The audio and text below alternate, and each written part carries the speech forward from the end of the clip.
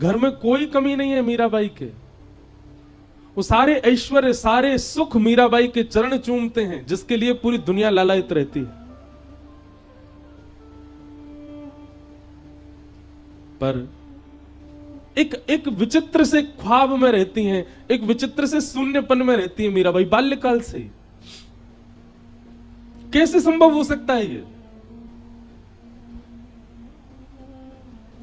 बालकों को खेल खेलता देख दूसरा बालक मचलता है कि मैं भी जाऊं, लेकिन खेल खेलते देख, बालकों को देख मीराबाई और उदास हो जाती हैं, एकांत में चली जाती हैं। उन्हें पता नहीं है कि उनका चिंतन क्या है, लेकिन है बस। और ये उस समय की बात है जिस समय पर मीराबाई के ना तो कोई गुरु है, ना कोई आचार्य है, ना कोई पथ प्रदर्शक है। छोटी सी है मीराबाई। मीरा चरित्र को देख करके ऐसा अनुभव होता है, यह पूर्व की घटना। वो तो सबको पता ही है कि वही माधवी के रूप में ठाकुर जी की लीला में गोपी थी। पर यह बात प्रमाणित मान लीजिए, अपने संपूर्ण जीवन काल में, हम गर्जना करते हुए अपनी सारी कथा में कहते हैं, संपूर्ण जीवन काल में एक बार भी भूल से ही सही श्री कृष्ण यदि प्रिय लग गए हों आपको, तो यह मान लीजिएगा कि आपका कोई पूर्व संबंध तो है उनसे।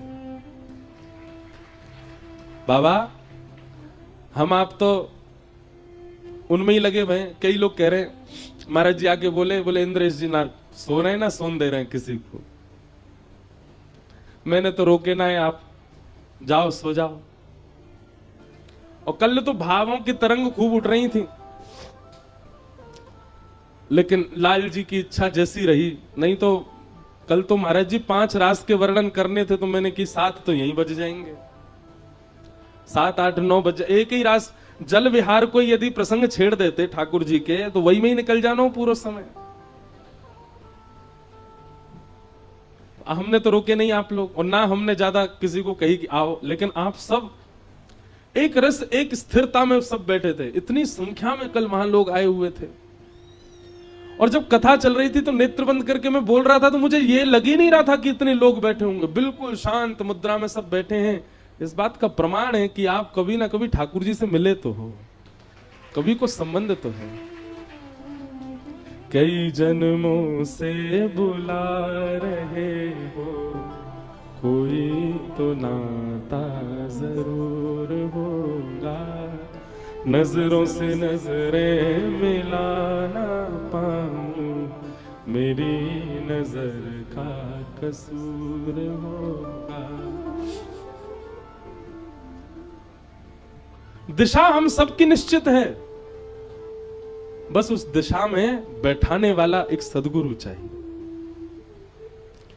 उस दिशा की तरफ मोड़ देने वाला एक पथ प्रदर्शक चाहिए। रास्ता तो है, बस रास्ता दिखे इस घनघोर अंधियारे में, उसके लिए एक प्रकाश चाहिए। संसार के विषय रूपी अंधेरे में हम सब हैं, पथ हमारे सामने है, पर हम चल नहीं पा रहे। क्यों? क्योंकि प्रकाश नहीं है, गुरु जीवन में नहीं।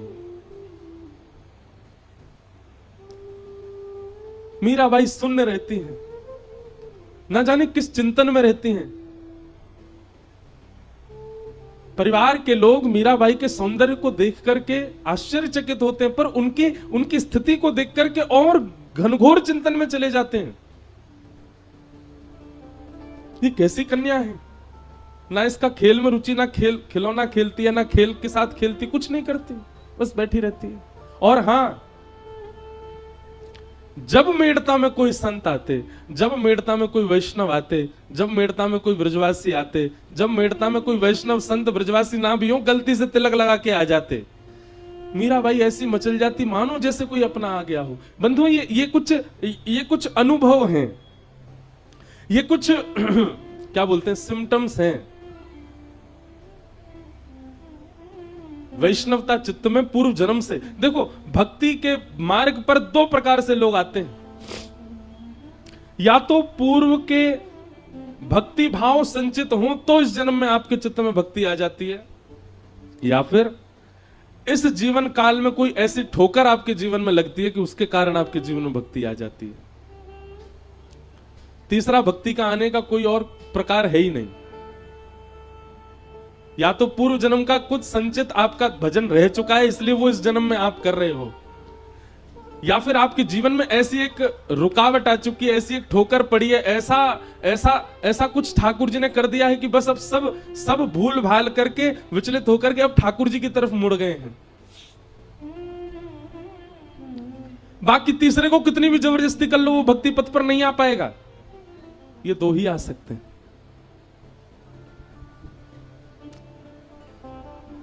तो ये इस बात का प्रमाण है कि वैष्णव प्रिय लगते हैं, संत जन प्रिय लगते हैं, गैया प्रिय लगती है, ब्रज प्रिय लगता है, नाम प्रिय लगता है, लीला प्रिय लगती है, रूप प्रिय लगता है, धाम प्रिय लगता है। तो इस बात का प्रमाण है कि ठाकुर जी को आप प्रिय लगते हो, इसीलिए वो प्रियता उत्पन्न हो रही है।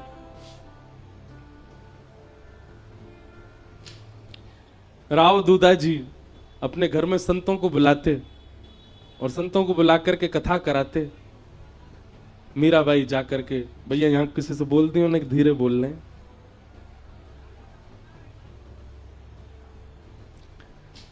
मीराबाई जाकर के उस कथा में ऐसे विराजमान हो जाती, अरे उत्तर मीमांसा पूर्व मीमांसा वेदों की ऋचाओं पर प्रवचन, जिनके प्रवचन सुनने के लिए इतनी गम्यता चाहिए, उन प्रवचनों को सबसे आगे बैठ करके मीराबाई एकांत चित्त नन्ही सी बालिका बैठ करके श्रवण करती। मीरा चरित्र पर एक बार कथा कहने का अवसर मिला था गांधी धाम में, गुजरात में। ये वृंदावन प्यारो वृंदावन जो पद है ना, ये भी गांधी धाम में ही लिखा गया है, और जिनके घर लिखा गया वो बैठे हैं यहाँ पर। उन्हीं के स्थान पर गांधी धाम एक गुप्त वृंदावन जैसा है, वहीं प्रकट होते हैं कई भाव।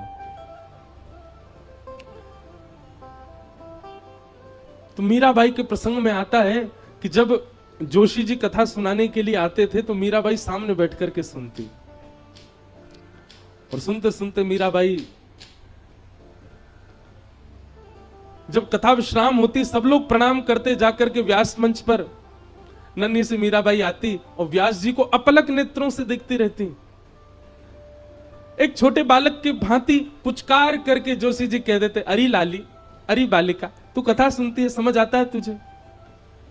मीराबाई के मुखमंडल पर कोई प्रसन्नता नहीं, कोई मूर्छन नहीं, एक जिज्ञासा दिख रही है केवल नेत्रों में। जोशी जी अपनी पोथी रखते जा रहे हैं और अचानक पूछते हैं, क्या बात है लाली, तो ऐसे देखती क्यों रहती है? कोई मन में भाव है, कोई प्रश्न है? नन्ही सी मीराबाई, बड़े बड़े लोग जिस प्रश्न को नहीं कर पाते वो नन्ही सी मीरा पूछती हैं। आप जिनकी कथा सुनाते हैं, आप जिनके भाव व्यास मंच पर बैठ करके कहते हैं, कभी आप उनको चतुर्भुज रूप में बताते हैं, कभी आप उनको शेषनाग पर पौड़े नाथ के रूप में बताते हैं, कभी आप ब्रह्मादि देव उनकी स्तुति कर रहे हैं ऐसा बताते हैं, कभी वो ब्रज के गोपाल बनकर के गैया चरा रहे हैं ऐसा बताते हैं। यह तो स्पष्ट हो गया कि वो एक ही हैं, उनके विलास अलग अलग हैं। लेकिन मेरा बस एक ही प्रश्न है, ये गोपाल जी मुझे कब मिलेंगे? चिंतन उसका किया जाता है, चरित्र उसका सुना जाता है जिससे मिलना निश्चित हो। अरे घर में यदि किसी की बहुत प्रशंसा की जा रही है, किसी परिवार के बालक की, तो बाकी बालकों के मन में भाव आता है कि कभी कोई उत्सव में वो बालक आएगा तो हम मिलेंगे। हमारे दादा दादी माता पिता सब उसकी बड़ी प्रशंसा करते हैं। आप नित्य आकर के यहां कथा सुनाते हैं, क्या आप मुझे यह बता सकते हैं जिनका चरित्र लीला आप वर्णन करते हो वो मुझे मिलेंगे? नन्ही सी मीराबाई के प्रश्न को सुनकर के जोशी जी स्तब्ध हो गए। बाल भाव से देख रहे हैं, पर मीराबाई के नेत्रों में प्राप्ति की जो प्यास है वो जोशी जी को स्पष्ट दिख रही है। जोशी जी ने मीराबाई के सिर पर हाथ फेर करके कहा, लाली, गुरु जीवन में आएंगे और वही तुमको ठाकुर जी के पास ले जाएंगे, वही तुमको ठाकुर जी दिलाएंगे। प्रतीक्षा करती रही, यह भी पूछा कब आएंगे गुरु, कोई समय निश्चित है उनका? बंधुओं, मैं अपनी कथा में एक बात स्पष्ट करके कह दूं आपसे, बहुत ध्यानपूर्वक सुनिएगा। वक्ता हजार हैं, वाणियां हजार हैं, लच्छेदार वाणियां अद्भुत हैं, पर आपके गुरु वही हैं जिनकी उपस्थिति, जिनका दर्शन, जिनके पथ से आपके चित्त में कृष्ण प्रेम पहले से अधिक बढ़ जाए। जिनकी उपस्थिति से, जिनकी वाणी से, जिनके कथन से, जिनके वचनों से, मैं हर कथा में कहता हूं, व्यास प्रिय लग रहा है, यह उचित नहीं है। अरे हम बिचौलिया हैं, हम प्रिय नहीं लगने चाहिए। हमारे संकीर्तन करते चित्र विचित्र महाराज जब ठाकुर जी का यश गाते हैं तो ये प्रिय नहीं लगने चाहिए, इनके भावसों कुंज बिहारी प्रिय लगने चाहिए। पूनम दीदी जब नेत्र बंद करके गाती हैं तब श्री जी प्रिय लगनी चाहिए, ललिता विशाखा बरसाना प्रिय लगना चाहिए। गुरु वही है जिसकी उपस्थिति से आपको ठाकुर जी और प्रिय लगने लग जाए, ठाकुर जी और स्पष्ट होने लग जाएं।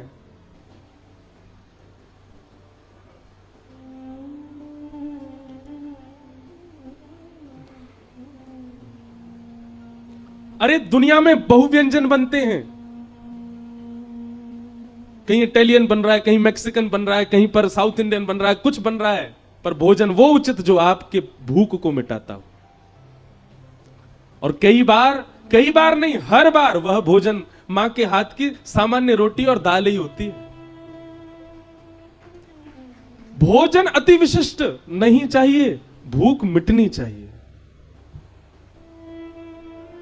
गुरु वह है गुरु वही जो हरि सौ मिलावे, गुरु वही जो हरि की राह दिखा दे, और गुरु वही जो सब छड़ वृंदावन बसा दे, वही गुरु है। और क्षमा कीजिएगा, ऐसे गुरु आपके ढूंढने से नहीं मिलेंगे, ऐसे गुरु आपको ढूंढेंगे, उनकी वाणी आपको ढूंढेगी। और कैसे ढूंढेगी? निद्रा हो, सुसुप्ति हो, स्वप्न हो, स्नान हो, खान हो, चलना हो, डोलना हो, हंसना हो, रोना हो, हर स्थिति में उस गुरु के कोई वाक्य गूंजते रहेंगे चित्त में।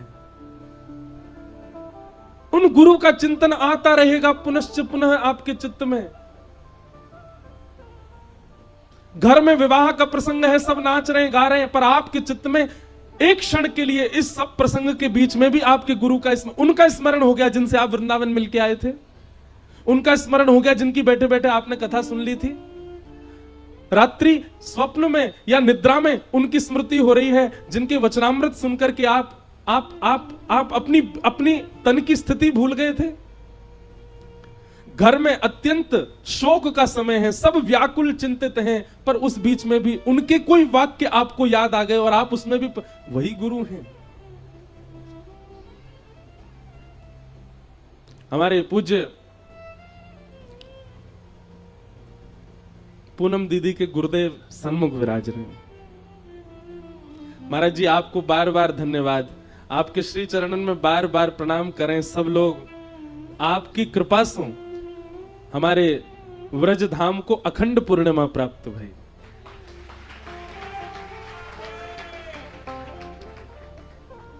महाराज जी सामान्य, महाराज मैं पहले दिना कथा करके जब नीचे उतरो, महाराज जी को प्रणाम करके गए। दूसरे दिना जब कथा करके गए, महाराज जी ने मुंह को गले से लगायो और गले लगा के मुझसे बोले, मुझे दक्षिणा दे दी महाराज जी ने।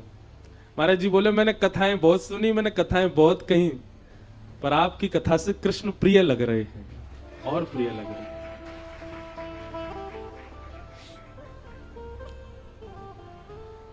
मेरो तो पहली बारी महाराज जी के दर्शन को सौभाग्य प्राप्त भयो।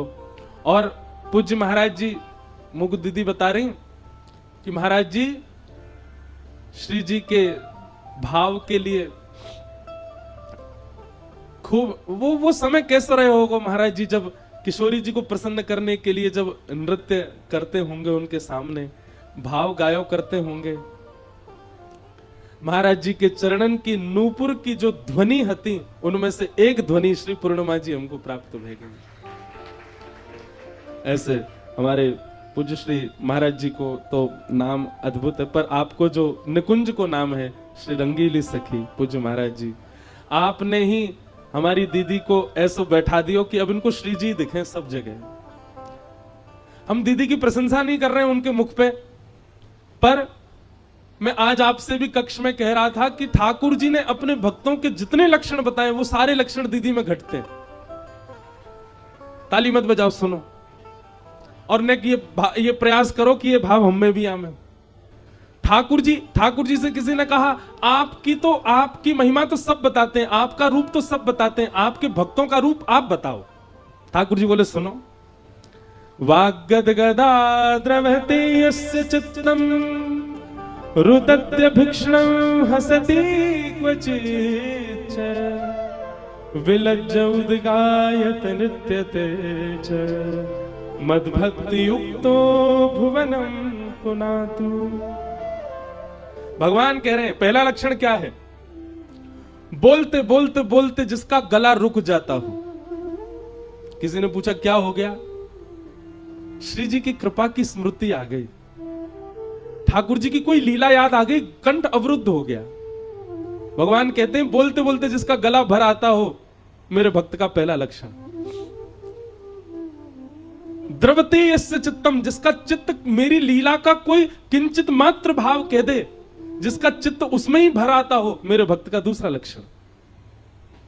और रुदत्य भिक्षणम,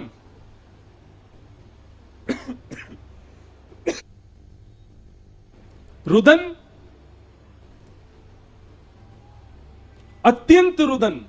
मैं कई प्रसंग तो जानबूझ करके नहीं बोलता, क्योंकि सामान्य प्रसंग बोलने पर आपकी स्थिति इतनी ऐसी हो जाए। सब लोग मुझे बोले, महाराज जी आप कथा करके गए, हमको 1 महीना लगा दीदी को संभालने में। आज कथा विश्राम है रही है, कल मोकू भोपाल निकलना है। अब मैं इस असमंजस में हूं कि मैं कैसे जाऊं गिरिराज जी से। क्यों? क्योंकि गए हो तो दीदी तो बहुत व्याकुल है। रुदत्य भिक्षणम, ठाकुर जी कह रहे हैं। और फिर हसित रुदत्य भिक्षणम हसती क्वचिच्च। और एक बात याद रखना, बहुत भाव में रहने वाला, बहुत कृष्ण विरह में रुदन करने वाला, वो हंसता भी बहुत है। जब हंसी में आता होगा तो भाई कोई रोक ना पाता होगा। हसती क्वचिच्च। और तीसरा 1 2 3 4 लक्षण हो गए। 5वां लक्षण ठाकुर जी कह रहे हैं विलज्ज उद्गायत नृत्यते च। निर्लज्ज होकर के, विलज्ज होकर के जो मेरा संकीर्तन करता हो, और जब नृत्य करने पर आवे तो यह भी विचार ना करे कि कौन देख रहा है, कहां से मेरे वस्त्र उधर रहे हैं, कहां क्या मैं क्या नृत्य कर रहा हूं, मेरे रूप की भंगिमा कैसी बन रही है, मेरे केश खुल रहे हैं, ये सब विचार भी उसको ना होता हो। भगवान कहते हैं ये लक्षण जिसमें हूं मद्भक्ति युक्त हो, वो मेरा भक्त है। और ये सारे लक्षण हमारी पूनम दीदी में दिखाई देते हैं। ये सब भाव है, और ये इन सब में इनका कोई बल नहीं है, इनकी कोई योग्यता नहीं है, इनकी कोई गम्यता नहीं है। सब कृपा इनके गुरुदेव की।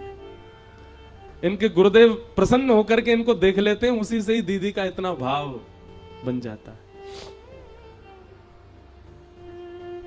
मीराबाई को भी यह प्रतीक्षा है कि मेरे गुरु कब आएंगे। और तभी आगमन हुआ आपके नगर में श्री रैदास जी का। प्रवचन कर रहे हैं व्यास मंच पर बैठ करके, और बगल में जैसे कल गिरधर लाल जी बैठे थे, ऐसे ही एक आसन के ऊपर उनके श्री ठाकुर जी गिरधर गोपाल बैठे हैं।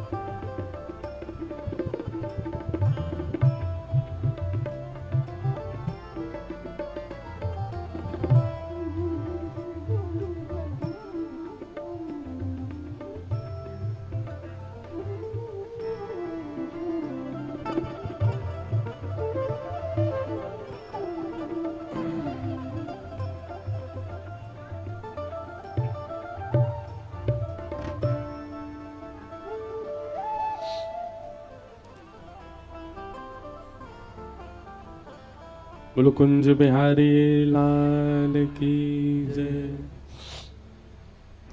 परम सौभाग्य है आज जटेरी धाम के पूज्य महाराज जी हम आप सबके मध्य में विराज रहे हैं। पूर्व में गिरिराज जी में कथा हुई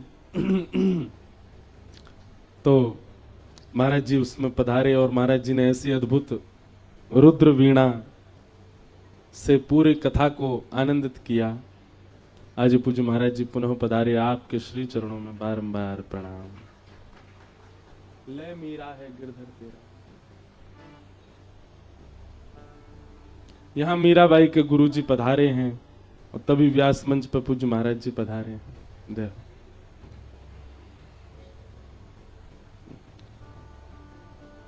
मुझ पहना दे महाराज जी।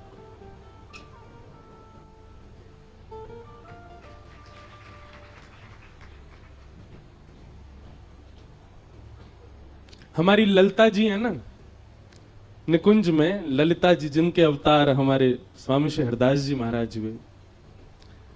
किशोरी जी की सखीन में ललिता जी बड़ी भोरी हैं, बहुत सीधी। किशोरी जी से वो ज्यादा भोरी हैं।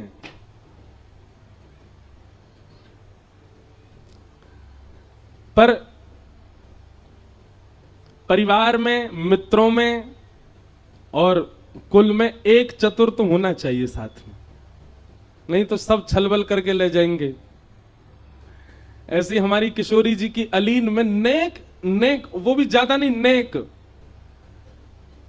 नेक थोड़ी सी जो बुद्धि को प्रयोग करें वो है हमारी विशाखा जी, जिनके अवतार हुए श्री हरिराम व्यास जी महाराज। हरिराम व्यास जी को बाबा चरित्र भी देख लो। हरिराम व्यास जी जैसो कोई लड़वे गुथवे वारो नहीं भयो। खूब ऐसे ऐसे पद हैं हरिराम व्यास जी के। एक पद है उनको याद नहीं पूरी पंक्ति पर, रसिकन सो समधी ज्यादा प्यारे। हरिराम व्यास जी के भाव वृंदावन से जो वृंदावन को पीट करके चले जाते हैं हरिराम व्यास जी, वाक्य का जी भी पद लिखे, बोले उनके सिर पनही पनैया। हरिराम व्यास जी थोड़ा हास्य पद भाव भी है उनको। पूज्य महाराज जी को देख करके अपने आप ही सखीन को स्मरण है गयो, ललिता विशाखा। एक लीला बहुत सुंदर, अभी भक्तमाल जी कथा हुई तो बड़ी लीलाएं वहां में सुनाई। तो एक लीला आवे कि ठाकुर जी विशाखा जी से बात कर रहे हैं। क्यों ठाकुर जी ललिता जी से बात करें तो ललिता जी तो बड़ी भोरी हैं। किशोरी जी से कोई बात मनवानी हो तो ललिता जी तो इतनो संकोच करें कि सन्मुख जावे में भी सकुचा में। ठाकुर जी बोले भैया निकुंज की कोई काम बनवाने हो तो विशाखा जी को पकड़ो, बहुत सावधानी से, जो मैया घूम रही हैं बैठ जाओ। ठाकुर जी बोले किशोरी जी से, विशाखा जी से, विशाखा जी श्री जी को एक समझाओ आप। विशाखा जी बोले कहा भाई? बोले हर रोज मान करें, इतनो मान करें मुंह पे रोज रूठ जाए मोते।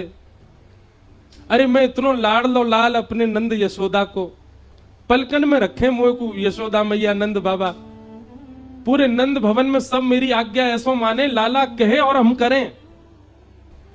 ऐसो लाड़ चाव को जोड़ा में, ठाकुर जी अपनी स्थिति बता रहे हैं। पर निकुंज में आती ऐसो है जाऊं मेरी कोई कदर ही ना है, कितनों श्रृंगार करके आ जाऊं श्री जी तो नाराज है जाए। काय बात ते नाराज है गई है? बोले मैंने तो आज विचार किया कि आप नील वर्ण पहन के आओगे, आप पीत वर्ण कैसे पहने आए? ठाकुर जी बोले कई अब हर बार विचार मिले पर कभी कभी ना भी मिले, पर श्री जी तो मान कर ले। एक दिन श्री जी यह बात सो रूठ गई कि ये नीली मणि पहन के आए, वहां में कोई गोपी दिख रही है। अंत में पता चली वो श्री जी ही दिख रही, अपनों ही प्रतिबिंब देख के गुस्सा है गई जी कौन गोपी बैठी है जा में। हे विशाखा जी तुम श्री जी को समझाओ, बहुत मान करें। वैसे एक बात कहूं, ठाकुर जी यूं कहते जा रहे हैं, अच्छा तो लगे मुझको जी मान कर ले, मैं मनाऊं इनको, वैसे तो लीला को पूरा श्रृंगार बने, पर कभी कभी तो अवकाश होना चाहिए ना, जरूर रोज ही मान करें।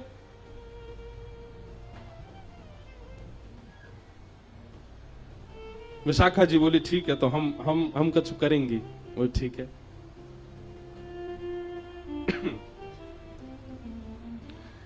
तो आज निकुंज में सब अली खड़ी हैं, सब सहचरियां खड़ी हैं, सब बहुत बढ़िया कछु आनंद, ऐसो कछु राग गायो गयो, ऐसी कोई लीला करी गई कि वासों श्री जी बड़ी प्रसन्न है गए।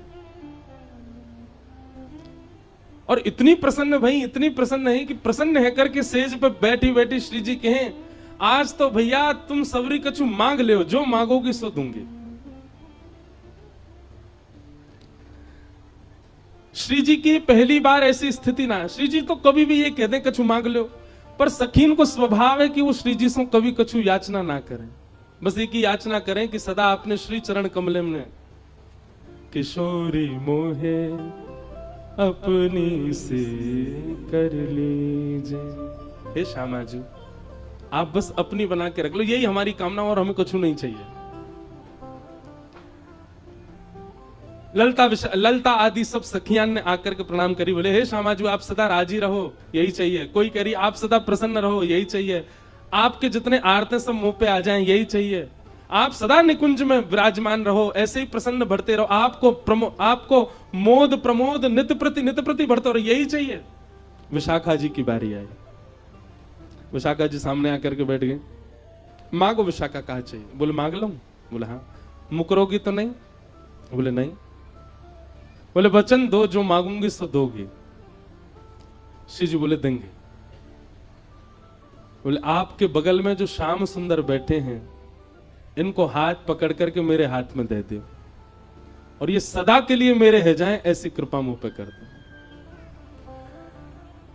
ये बात सुनकर के निकुंज की जितनी सखियां सब आश्चर्य में पड़ गईं, सब विशाखा जी को देखने लगी। ललिता जी कहने लगी, अरे जी तू कहा कह रही? बोल आज बोलन दो मुंह को। हर बार मैंने आप सबन की बात मानी, हर बार श्री जी के सामने नतमस्तक रही हूं, पर आज मैं अपने हृदय को उद्गार प्रकट कर रही हूं। निकुंज नायक को हाथ पकड़ करके मेरे हाथ में दे दो, और सदा के लिए ये मेरे ही रहें, ऐसा वरदान श्री जी मुंह को दे दो।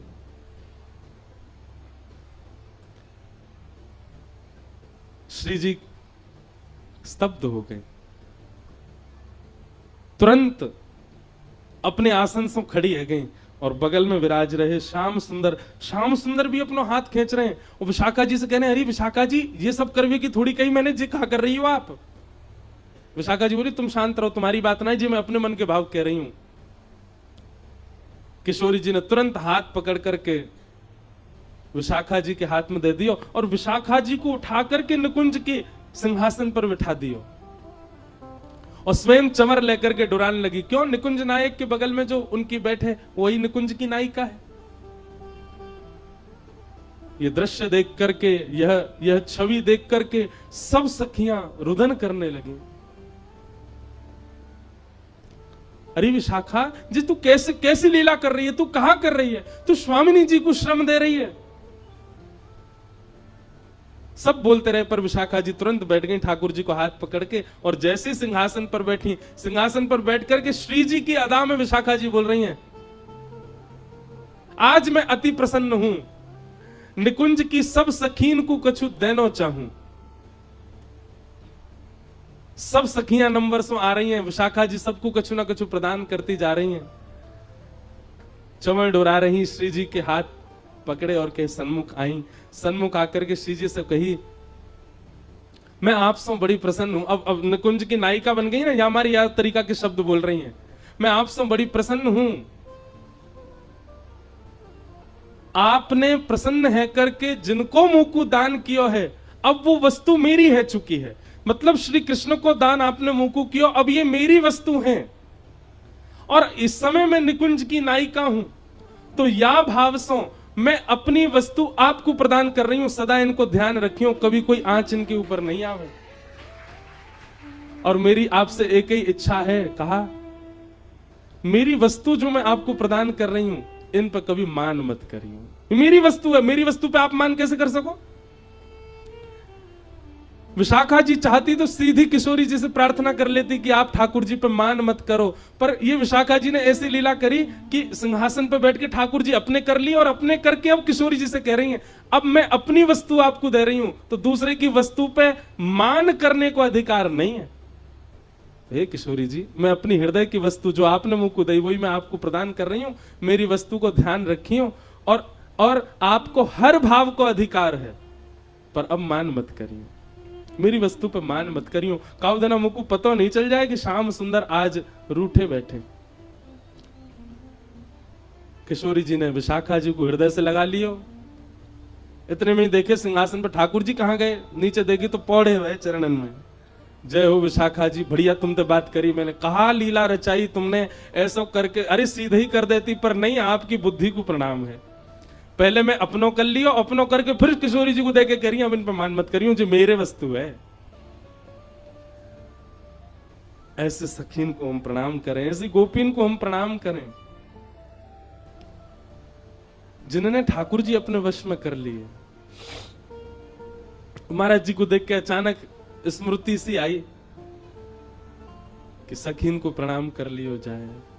तो मैं निवेदन कर रहे हो भैया कि गोपी भाव यानी कि वह प्रेम की स्थिति, जिस प्रेम की स्थिति की गम्यता में हम विचार भी नहीं कर सकते, वह प्रदान करने की सामर्थ्य ना ही किसी यज्ञ में है, ना ही किसी तप में है, ना ही किसी जप में है, ना ही ब्रजवास में है, ना ही दुनिया भर के सब क्रियाकलापों में है।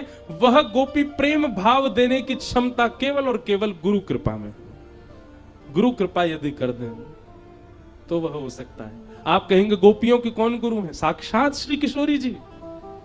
किशोरी जी की कृपा से गोपियों को श्री कृष्ण प्राप्त हुए हैं। बिना, कल कथा में श्रवण कर रहे थे रास पंचाध्याय में, अंतर ध्यान हो गए ठाकुर जी। तो बिना गुरु के ठाकुर जी मिलेंगे तो अंतर ध्यान ही रह जाएंगे।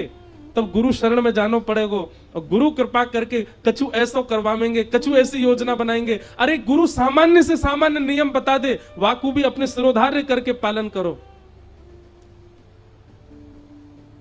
किशोरी जी की कृपा से गोपीन को ठाकुर जी प्राप्त भये।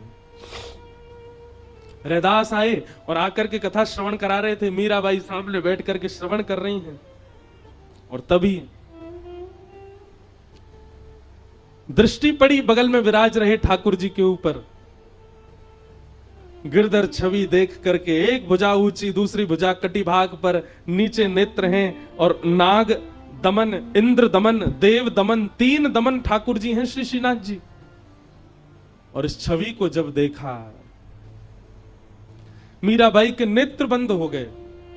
कथा में बैठे बैठे मानो पूर्ण स्मृति उनके हृदय में जागृत हो गई। सब ब्रजवासी 56 भोग बना रहे हैं, अपनी अपनी बैलगाड़ी में धारण करके गिरिराज जी पर लेकर के जा रहे हैं। और इन्हीं ब्रजवासी में एक गोपी माधवी भी जा रही है। ठाकुर जी के दर्शन की लालसा चित्त में उत्पन्न हो गई है। इंद्र ने मेघमालान की वर्षा करके ऐसी मूसलाधार बारिश करी कि श्री ठाकुर जी ने अपनी दोनों भुजाओं से गिरिराज जी उठा करके अपने बाम हस्त की कन्नी उंगली पर धारण कर लिए। त्रिभंग लली श्याम सुंदर गिरिराज धारण करके खड़े हैं। लाखों ब्रजवासी चारों ओर खड़े हैं छड़ी लगा करके। तभी माधवी के मन में भाव आयो कि मैं दर्शन तो करूं या गिरधर छवि को। जैसे ही सन्मुख गई हैं, नेत्रों में पानी आ गया, ओझल हो गए। ठाकुर जी दिखाई नहीं दे रहे मीराबाई को, माधवी को। ये सब मीराबाई को चिंतन हो रहा है। और चिंतन करती करती सामने बैठी हुई नन्ही सी मीरा रुदन कर रही है। रोते विलखते गई है ठाकुर जी के पास। मुझे आप दिख नहीं रहे हो नाथ, आपकी आकृति अनुभव हो रही है पर आपका रूप दिख नहीं रहा है, कृपा करो मुझे दिखाइए ना आपका रूप। ठाकुर जी बोले, माधवी प्रतीक्षा कर, एक युग की प्रतीक्षा कर। गिर पड़ी माधवी धड़ाम। बोले, 1 वर्ष, 1 महीना, 1 हफ्ता, 1 घंटा, 1 दिन की प्रतीक्षा दी जाती है नाथ, 1 युग की प्रतीक्षा कौन देता है? ठाकुर जी कह रहे हैं, जितनो ताप, जितनो संताप, जितनो विरह, जितनी व्याकुलता, उतना प्रेम प्रगाढ़। कलयुग में मैं अन्य गोपियन से नहीं मिलूंगा, या युग में मैं 3.25 साढ़े 3 करोड़ गोपियन के संग रास विहार करूंगा। पर कलयुग में तो एक ही गोपी आवेगी और वही से रास विहार करूंगा, वो होगी तू। वाके काजे 3.5 करोड़ गोपियन को विरह तू को सहनो पड़ेगा। और व्याकुल रहती रहती माधवी 1 युग प्रतीक्षा करके अब मीरा बन के आई है। और आज जैसे ही वह स्वरूप देखा, स्मृति आ गई। ठाकुर जी ने पहले ही संकेत किया था, संत के माध्यम से, गुरु के माध्यम से तेरे जीवन में आऊंगा मैं। मेरे रूप को देखते ही तो को पूर्व जन्म की सबरी स्मृति है जाएंगी। दौड़ करके गई मीरा, देख नहीं रही है रैदास जी को, बस चरण पकड़ रही है, देख वहीं रही है ठाकुर जी की ओर, और कह रही है नाथ ये मेरे गोपाल जी हैं, ये मेरे ठाकुर जी हैं। सब लोग अचंभित हो गए परिवार के, ये क्या हो रहा है। और मीराबाई बस कुछ भी बोले जा रही है। इनने गिरिराज जी उठा लिए, अरे बामस्तकी कन्नी उंगली पर उठा लिए, सब छड़ी लेकर के खड़े। मैंने इनसे प्रार्थना करी मुकु दिख जाओ, नहीं दिखे मुकु एक युग की प्रतीक्षा करवाई है इनने। मैं मटकी भरवे गई, वो चाय वे आ गए मेरे सामने, मेरे समान लंबे है गए। इनके सखा सु मेरो ब्याह भयो, पालकी में घुस गए मेरी में। कैसी दुर्भाग्यशालिनी में मेरे सामने बैठ करके मुझसे कह रहे अपना रूप दिखा दे, मैंने नहीं दिखायो। बहुत वर्षन की प्रतीक्षा के बाद मेरे जीवन में आए। आपसे आज्ञा लेना चाहूं, इनको मुकु दे दो। आज मुझे किसी ने ये प्रश्न भी पूछा है, अब यह भी एक संयोग है कि उसने यही प्रश्न किया कि किसी और की सेवा के ठाकुर जी मुझे इतने भा रहे हैं, किसी और की सेवा के ठाकुर जी मुझे इतने प्रिय लग रहे हैं, मैं क्या करूं महाराज जी। उनसे मांगू, उनसे कहूं तो कोई अपने ठाकुर जी कैसे दे, पर उनके ठाकुर जी स्वप्न में आते हैं, उनके ठाकुर जी चिंतन में आते हैं। हमारी बात बहुत ध्यान से सुनो, इस लीला से यह स्पष्ट हो जाएगा। ठाकुर जी अर्चक के देने से नहीं आएंगे, ठाकुर जी अपनी इच्छा से आएंगे।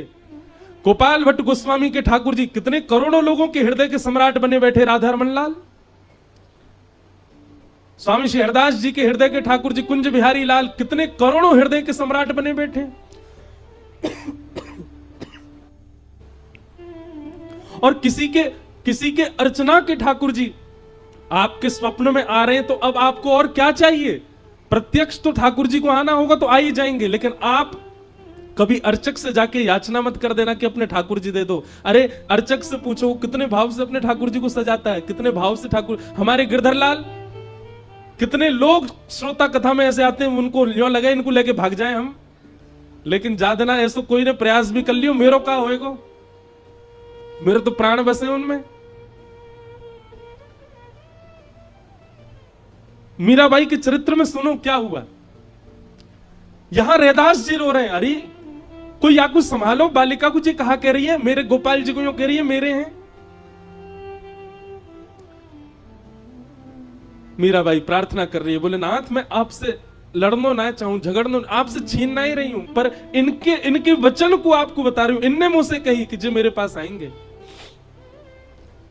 आपके माध्यम से आए हैं।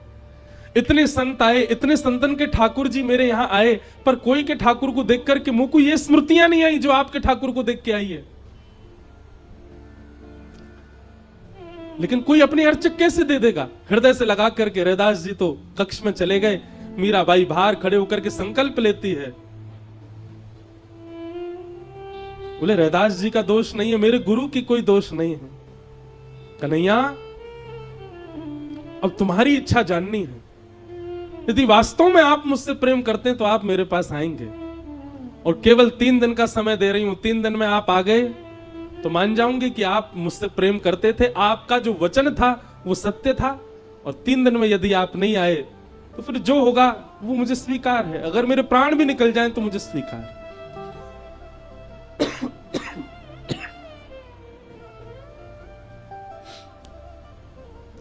3 दिन तक अनशन करके पड़ी है मीराबाई नन्ही सी, और रैदास जी की सेवा में क्या हो रहा है, बार बार सेवा करते करते कभी वंशी जी गिर जाती हैं, कभी मुकुट उतर जाता है, कभी मालाएं गिरने लगती हैं। रैदास जी भी मनी मन संकुचित हो रहे हैं और ठाकुर जी से कह रहे हैं लाल जी कहीं ऐसा तो नहीं कि आपकी भी इच्छा है उस बालिका के पास जाने की। रात्रि में शयन कराया ठाकुर जी को, ठाकुर जी स्वप्न में प्रकट हो गए रैदास जी के, और प्रकट होकर के कहते हैं, बोले बाबा आपकी सेवा से मैं बड़ा प्रसन्न हूं, पर अब प्रत्यक्ष सेवा की मेरी इच्छा मीराबाई से है। आप कृपा करेंगे तो या विश्व को या जगत को एक प्रेम की ध्वजा प्राप्त होगी। रही बात आपकी, तो मैं आपके चित्त में सदा रहूंगा। जब जब नेत्र बंद करोगे तब तब मेरा प्रत्यक्ष दर्शन करोगे। पर अभी मैं आपसे चाहूं कि आप अपनी सेवा अब मीरा को प्रदान करो। बहुत रोए रैदास, ठाकुर जी के चरणों में बिलक बिलक करके रोए, नाथ मुझसे कोई त्रुटि भई हो तो क्षमा करो। और अपने ठाकुर जी को हृदय से लगा के इतने वर्षों से कर रहे सेवा, निकल दिए मीराबाई के पास। अचेत अवस्था में पड़ी है मीराबाई, अन्न जल त्याग करके पड़ी हैं। और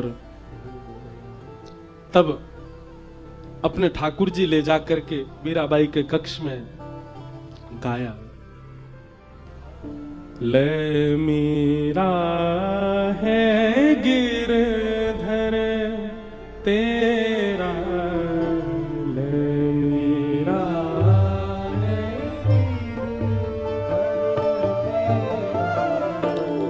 ले मीरा है गिरधर तेरा,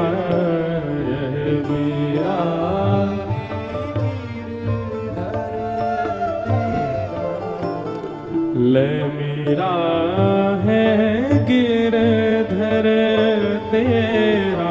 सब गाओ।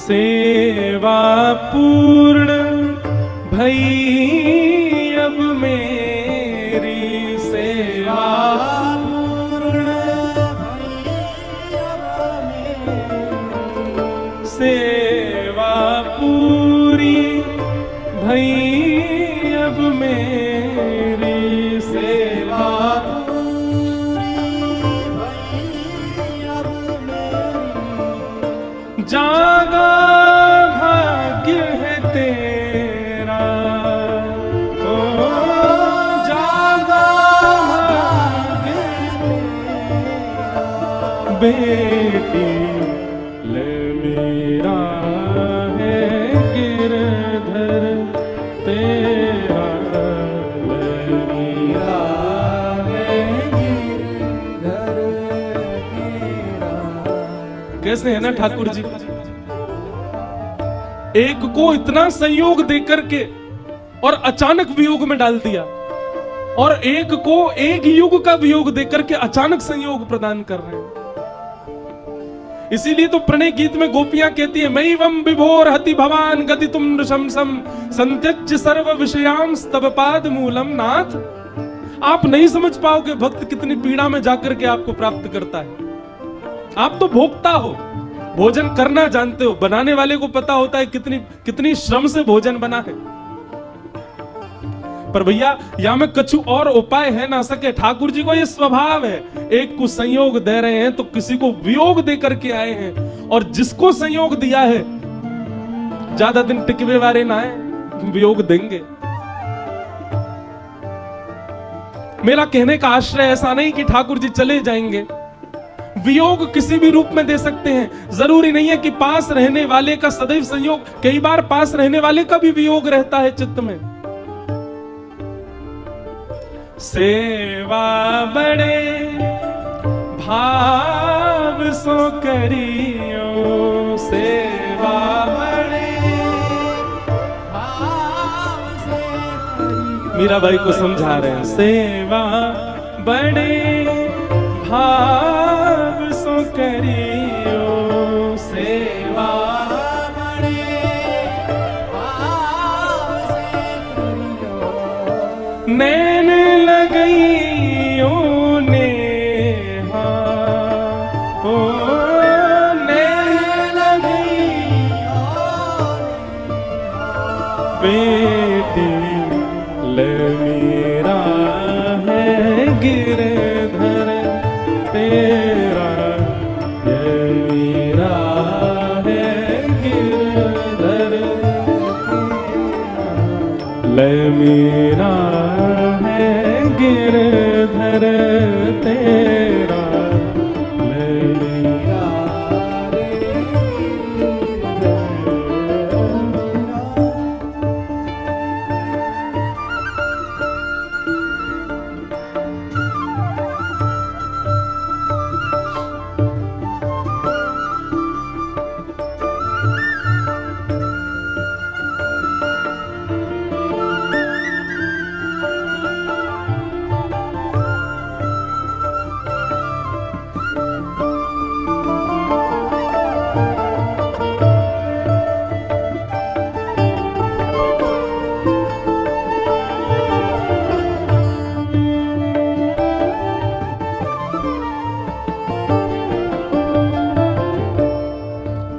मीराबाई जैसे ही लाल जी को हाथ में लिया नृत्य करने लगे। एक ही कक्ष में, एक ही छत के नीचे संयोग वियोग एक साथ दिखाई दे रहे हैं। मीराबाई नाच रही है और श्री रैदास जी बस अपने नेत्र बंद करके अविरल अश्रुधार बहा रहे हैं, रुदन कर रहे हैं। तभी मीराबाई को थोड़ा मन में भाव उत्पन्न हुआ। संभालने के लिए गई थोड़ा उनके पास में, बोले बाबा आप इतना रो मत, आप इतने व्याकुल मत हो, मैं सह लूंगी विरह वेदना, मैं पीड़ा सह लूंगी, पर आप ऐसे मत रहो। अगर आपको लगे कि ये उचित नहीं तो आप श्री ठाकुर जी की सेवा करो, पर मेरी स्थिति तो ये कि मैं विरह सहवे लायक अब हूं नहीं, प्राण ही निकलेंगे मेरे तो। रैदास जी कहते नहीं, सो ही सुहागन प्रिय जाहि रीझे,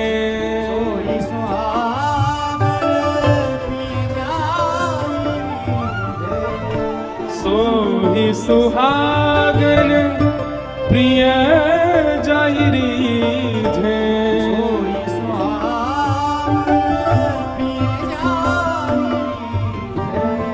कैसा तेरा मेरा, कैसा तेरा। लाली ये तेरे और मेरे नहीं है, इनके और उनके नहीं है, ये तेरे मेरे इनके उनके नहीं है, ये वाक्य हैं, ये जा से रीझ गए हों, ये जासों प्रसन्न है जाए, ये वाक्य हैं, तेरे मेरे की कोई बात नहीं है लाली। सो ही सुहा